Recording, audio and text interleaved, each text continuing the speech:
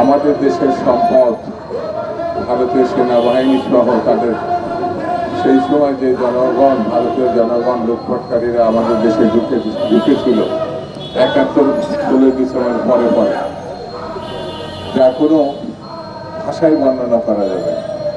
দেশের অস্ত্র শস্ত্র ফেলে যাওয়া, পাকিস্তানিদের অস্ত্র শস্ত্র সব নিয়ে গেছে। দেশের সম্পদ নানানভাবে তারা লুটপাট করেছে। এর পরবর্তীতে দক্ষিণ পূর্ব এশিয়ার অন্যতম নেতা শহীদ জিয়া রহমান বাংলাদেশ, ভারত, পাকিস্তান, নেপাল, ভুটান সহ আফগানিস্তানে বন্ধুত্বপূর্ণ সম্পর্কের কারণে একটি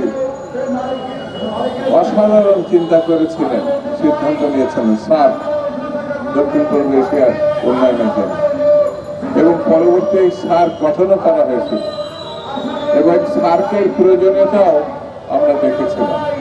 কিন্তু ভারত একসময় তার অসহযোগিতাপূর্ণ কারণে সার্ক এখন বলা যায় বিলুপ্ত হয়ে গেছে, কোনো কার্যকর না। ভারতের বিগ ব্রাদার সুলভ, বড় ভাই সুলভ, মোড়ল সুলভ দৃষ্টিভঙ্গির কারণে সার্কের মৃত্যু ঘটেছে। বন্ধুরা,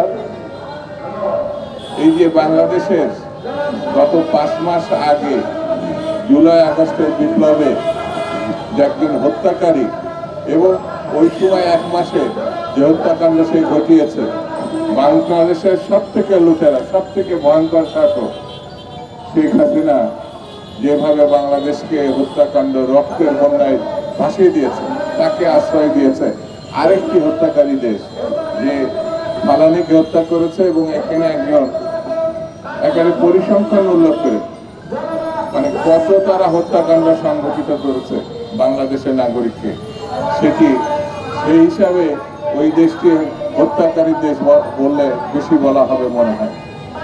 তারা আরেক হত্যাকারীকে জায়গা দিয়েছে, লুটেরাকে জায়গা দিয়েছে, গণতন্ত্র বিনাশীকে জায়গা দিয়েছে, যিনি বাংলাদেশের সকল প্রতিষ্ঠানকে ধ্বংস করেছে, শেখ হাসিনা, মুজিবের কন্যা, তাকে জায়গা দিয়েছে। এ ভাবা যায় না পৃথিবীতে এরকম বন্ধুত্বপূর্ণ দাবিদার একটা রাষ্ট্র সেই দেশের হত্যাকারীকে, সেই দেশের লুণ্ঠনকারীকে এইভাবে জায়গা দিয়েছে।